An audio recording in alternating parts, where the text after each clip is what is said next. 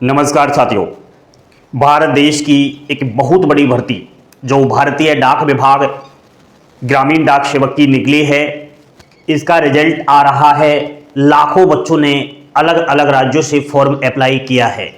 बिना परीक्षा 10वीं की परसेंटेज बेस पर इसमें डायरेक्ट नौकरी लगने वाली है। तो हम बात कर रहे हैं रिजल्ट की। एंड अगर आपका सिलेक्शन हो जाता है तो आप लोगों को अभी तैयार होना पड़ेगा। बोर्ड पर ध्यान देना, पूरा वीडियो देखना। ये जो बातें मैं आपको बताऊंगा शायद ही कोई नहीं बताने वाला।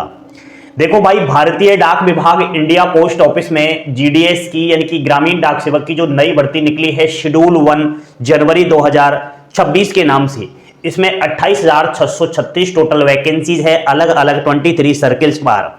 साथियों, रिजल्ट आ रहा है। रिजल्ट में हम फर्स्ट मेरिट लिस्ट को देख सकते हैं। पहले फर्स्ट मेरिट लिस्ट आएगी, उसके बाद धीरे धीरे करके और भी बहुत सारी मेरिट लिस्ट आएगी। साथियों, मात्र 2 दिन शेष है, यानी कि 28 फरवरी 2026 को ऑफिशियली ये बता रखा है कि फर्स्ट मेरिट लिस्ट जीडीएस की रिलीज कर दी जाएगी।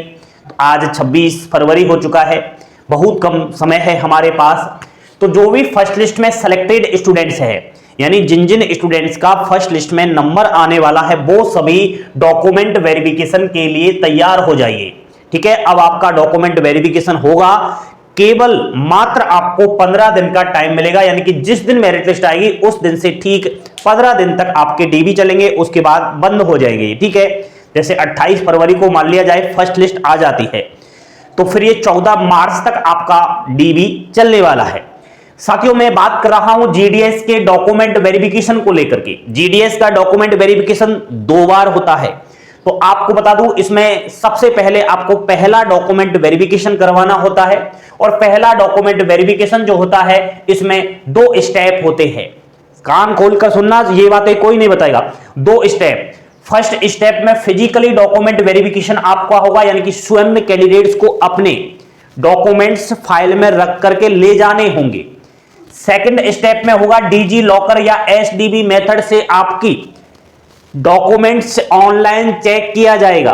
पहले ये नहीं था, लेकिन अब ये 2025 से ही लागू हुआ है। इससे पहले केवल फिजिकली डॉक्यूमेंट वेरिफिकेशन ही होता था, लेकिन आजकल डिजिटलाइज हो चुकी है हर चीजें।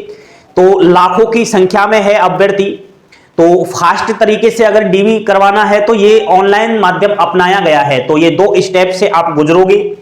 साथियों, डॉक्यूमेंट वेरिफिकेशन जिस सर्किल से आप चयन ले रहे हो, यानी जिस सर्किल से आपका सिलेक्शन हो रहा है, वहां पर ही आपका सेकंड डीबी होगा। फर्स्ट डीबी आप अपने ही सर्किल में करवा सकते हो। सुनिए, हेड ऑफिस होता है ना, डिवीजन का हेड ऑफिस, वहीं पर आपके डीबी होंगे। जब मेरिट लिस्ट आए, मेरिट लिस्ट में आपका रजिस्ट्रेशन नंबर आएगा। रजिस्ट्रेशन नंबर के जस्ट सामने उसी मेरिट लिस्ट में कहां पर आपका डॉक्यूमेंट वेरिफिकेशन होगा, उसका एड्रेस दिया होगा। टेंशन मत करो। साथियों, अगर आपका सिलेक्शन हो जाता है, डीबी सक्सेसफुली भी हो जाता है, तो फिर आपको 30 दिनों के अंदर अंदर ज्वाइनिंग करनी पड़ेगी, और जो बीपीएम के पद पर सिलेक्टेड होता है उसको अपना ऑफिस लेना पड़ेगा, रूम लेना पड़ेगा। ये अनिवार्य है। यदि कोई अभ्यर्थी 30 दिनों के अंदर अंदर ये काम नहीं करता है, जॉइनिंग वगैरह, रूम वगैरह का, तो उसकी उम्मीदवारी रद्द कर दी जाएगी, उसको इस भर्ती से बाहर कर दिया जाएगा। उसकी जगह पर यहां पर उस सीट पर नए अभ्यर्थियों को नई मेरिट लिस्ट में नंबर दे दिया जाएगा। अब सुनो मेरी बात। फिजिकल डॉक्यूमेंट वेरिफिकेशन में इंपोर्टेंट डॉक्यूमेंट कौन कौन से डॉक्यूमेंट्स आपको चाहिए, ये अभी आपके पास रख लो। ठीक है, मार्कशीट एंड प्रमाण पत्र, 10th की मार्कशीट ओरिजिनल, एंड कुछ राज्यों में मार्कशीट के अलावा प्रमाण पत्र भी होता है, सर्टिफिकेट भी होता है, वो है तो ठीक, वो ले लेना। उसके अलावा पहचान का प्रमाण पत्र, एफिडेविट बनवा लेना। ठीक है, पहचान का प्रमाण पत्र आपके पास होना चाहिए। एंड जाति प्रमाण पत्र यदि लागू है, जैसे कि ओबीसी से अगर आपने फॉर्म अप्लाई किया है और ओबीसी से ही आपका नंबर आता है, तो ओबीसी का सर्टिफिकेट देना पड़ेगा। एससी एसटी को भी ये जाति प्रमाण पत्र लेना होता है सेंट्रल के फॉर्मेट में। जाति प्रमाण पत्र का फॉर्मेट आपको टेलीग्राम चैनल पर मिल जाएगा। सेम वही फॉर्मेट में बना हुआ जाति प्रमाण पत्र ही मान्य होगा। डिपार्टमेंट ऑफ पोस्ट ने ऑफिशियली वेबसाइट पर सारे फॉर्मेट अपलोड कर रखे हैं, आप भी देख सकते हो या हमारे टेलीग्राम से डायरेक्ट जो है डाउनलोड कर सकते हो। वीडियो के डिस्क्रिप्शन में लिंक है टेलीग्राम चैनल की। ईडब्ल्यूएस प्रमाण पत्र यदि लागू हो, भाई लोगों अगर आप ईडब्ल्यूएस से फॉर्म अप्लाई किए हो और ईडब्ल्यूएस कैटेगरी में ही आपका सिलेक्शन हो जाता है तो फिर आपको ईडब्ल्यूएस का प्रमाण पत्र चाहिए। तो 1 साल की वैलिडिटी वाला होता है। अगर आपका पुराना हो चुका है तो उसको जल्दी से रीओपन करवाइए, ठीक है, बिल्कुल ये जरूरी है। ट्रांसजेंडर प्रमाण पत्र अगर आप लागू हो यदि तो वो आपके पास होना चाहिए। जन्म तारीख का प्रमाण पत्र, देखो डेट ऑफ बर्थ सर्टिफिकेट के तौर पर आपकी 10th की मार्कशीट चल जाती है, ठीक है, तो अलग से आपको डेट ऑफ बर्थ सर्टिफिकेट की आवश्यकता नहीं है। यदि आपके पास है तो आप ले जा सकते हो, कोई दिक्कत वाली बात नहीं है। किसी भी सरकारी अस्पताल, सरकारी डिस्पेंसरी, सरकारी प्राथमिक स्वास्थ्य केंद्र से आपको एक चिकित्सा प्रमाण पत्र बनवाना है, एक मेडिकल सर्टिफिकेट बनवाना है जो चिकित्सा अधिकारी द्वारा जारी होना चाहिए, ये अनिवार्य है। प्राइवेट नहीं चलेगा, प्राइवेट बिल्कुल ही मायने नहीं है, ये सुन लेना, ठीक है। मेडिकल सर्टिफिकेट का फॉर्मेट अलग से होता है जीडीएस का, वो हमारे टेलीग्राम से आप डाउनलोड कर लीजिए। साथियों, अरुणाचल प्रदेश, सिक्किम या गोवा जनजातीय स्थानीय बोलियों का भाषा का एक प्रमाण पत्र होना चाहिए आप लोगों के पास। तो मैं समझता हूं अगर आपका यहां से सिलेक्शन हो जाता है तो आपको लोकल लैंग्वेज वाला सर्टिफिकेट चाहिए। लोकल लैंग्वेज वाला सर्टिफिकेट वहीं से बनता है जिस जगह से आपने यहां पर सिलेक्शन ले रहे हो, जैसे अरुणाचल प्रदेश, सिक्किम, गोवा। सभी मूल दस्तावेज चाहिए, ओरिजिनल चाहिए, एंड सभी की 2-2 फोटोकॉपी सेल्फ अटेस्टेड चाहिए। इसके अलावा यदि आपके पास ड्राइविंग लाइसेंस है तो वो जरूर ले जाना, नहीं है तो टेंशन मत करना। यदि आपके पास कोई कंप्यूटर का सर्टिफिकेट है तो ले जाना, नहीं है तो टेंशन मत करना। मूल निवास प्रमाण पत्र है तो ले जा सकते हो, और आधार कार्ड भी ले जा सकते हो, ये अगर है तो आप ले जा सकते हो। बाकी डिपार्टमेंट ऑफ पोस्ट ने तो ये डॉक्यूमेंट्स नहीं बता रखा।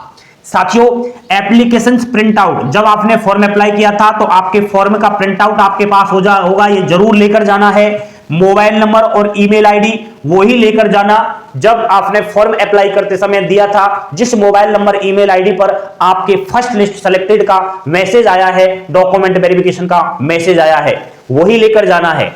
अगर आपका फर्स्ट लिस्ट में सिलेक्शन हो जाता है तो मैं समझता हूं डिपार्टमेंट ऑफ पोस्ट के द्वारा मैसेज आता है, उस मैसेज में आपको गाइडेंस बताई जाती है, उस मैसेज में कौन कौन से इंपॉर्टेंट डॉक्यूमेंट्स आपको लेकर जाने होते हैं वो सारा बताया होता है।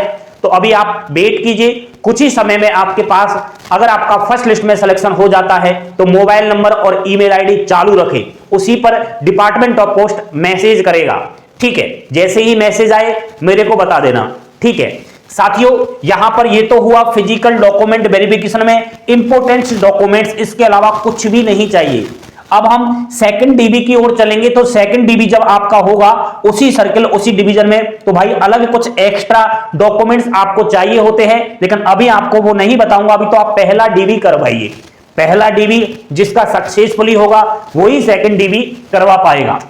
साथियों, ये तो आपका कागजों में हुआ है, ऑनलाइन तरीके से आपको डीबी करवाना है तो सुनो मेरी बात कान खोलकर। अगर आप डॉक्यूमेंट वेरिफिकेशन में कोई रुकावट नहीं चाहते और आप चाहते हैं कि आपका कोई भी परेशानी नहीं हो और आपका डीबी जल्द हो जाए, तो इसके लिए आप अपना मोबाइल लीजिए और अपने मोबाइल में एक डिजी लॉकर नाम से है, उसको एप्स को डाउनलोड कीजिए। डाउनलोड करने के बाद आधार ओटीपी मोबाइल नंबर लीजिए, जिस आधार कार्ड में आपका मोबाइल नंबर लिंक है वहां उस मोबाइल नंबर को डालिए, ओटीपी मिलेगा और आपको लॉग इन करना है डिजी लॉकर में।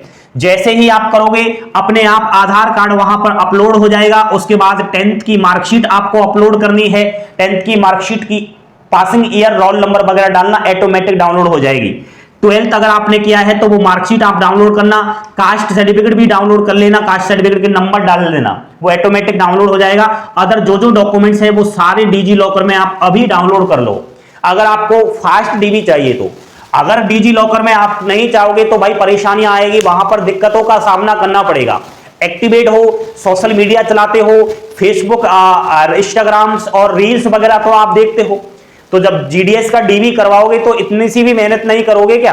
तो ये काम कर लो अभी, ठीक है। अभी भी कह रहा हूं मैं आपसे ये चीज, अगर आप चाहते हो कि डीबी में कोई परेशानी ना हो। एंड फॉर्म भरते समय आपने कोई छोटी छोटी गलती कर दी है और एडिट नहीं कर पाए, बहुत सारे ऐसे अभ्यर्थी हैं जिन्होंने गलती तो की लेकिन वो करेक्शन नहीं कर पाए किसी कारणवश, तो उनको मैं बता देता हूं। अगर आपने कोई नाम गलत डाल दिया है, जैसे कि आपका नाम अभिषेक है, क्या है साथियों? अभिषेक है, 10th की मार्कशीट में तो आपका नाम ये है, लेकिन आपने यहां पर अभिषेक में फॉर्म अप्लाई करते समय ई को छोड़ दिया है और क्या लिख दिया है, AVHISH, ये आपने फॉर्म में डाल दिया है, ई केवल छोड़ दिया है। इस स्थिति में आपको साथियों एक एफिडेविट बनवा लेना है 10 रुपए या 20 रुपए का स्टाम्प पेपर पर। इस एफिडेविट में आपको वो लिखना है कि श्रीमान मैंने कोई जानबूझकर ये काम नहीं किया है और मेरा मार्कशीट में ये नाम है, फॉर्म में मैंने गलती से ये डाल दिया है। तो आप ये चीज एफिडेविट में बनवा लेना, वो नोटरी पब्लिक वाले बना देते हैं, कोई दिक्कत वाली बात नहीं है अगर आपसे ये हुआ है तो। साथियों तैयार हो जाइए, फर्स्ट लिस्ट में सिलेक्शन उसका होगा जिसने मेहनत से फॉर्म अप्लाई किया है। फर्स्ट लिस्ट को में लगभग 30,000 प्लस कैंडिडेट्स का नाम आएगा, लेकिन लगभग 5-6 हजार बच्चे ही वो होंगे जो सीट पाएंगे, बाकी सब बाहर हो जाएंगे। बाहर होने के कारण है फर्जी कैंडिडेट्स भी इसमें सिलेक्शन लेंगे, लेकिन वो डीबी करवाने नहीं जाएंगे। अगर आप कोई भी प्रश्न करना चाहते हो तो मुझसे कर सकते हो और आपकी परसेंटेज बता सकते हो कितनी परसेंटेज है, कैसे आपने फॉर्म अप्लाई किया। साथियों हमने आपको एक गाइड दी थी, उस गाइड के अकॉर्डिंग आप चले तो मैं समझता हूं अच्छा ही पॉजिटिव रिजल्ट बनेगा। लेकिन हो भी सकता है आपने गाइड नहीं ली हो तो मिस कर दी हो, तो उस गाइड में हमने बता रखा है कि फर्स्ट लिस्ट में कितने परसेंट वालों का सिलेक्शन होगा, कहां से किस डिवीजन से सबसे कम कट ऑफ जाएगा, तो वो चीज हमने बता रखी है। वो गाइड भी अब भी हमने बच्चों को प्रोवाइड करवा रखी है, तो आप हमसे उसको संपर्क करके ले सकते हो। ठीक है साथियों, और अभी नेक्स्ट वीडियो बनाऊंगा सेकंड डीबी को लेकर के, और भी जो इंपॉर्टेंट बातें हैं, बच्चे क्यों इस भर्ती में बाहर हो रहे हैं। सिलेक्शन तो हो जाता है, मेरिट लिस्ट में नाम आ जाता है, लेकिन बाद में वो जॉइनिंग नहीं ले पाते हैं, उसके बीच कारण भी आपको बताऊंगा। तो आप अभी ये काम कर लो जो काम मैंने आपको बताई है। बने रहे अभिषेक क्लासेस यूट्यूब चैनल के साथ। सभी दोस्त लाइक शेयर सब्सक्राइब जरूर कर देना और इस वीडियो को शेयर तो कर ही देना। थैंक यू, धन्यवाद। जय हिंद, जय भारत।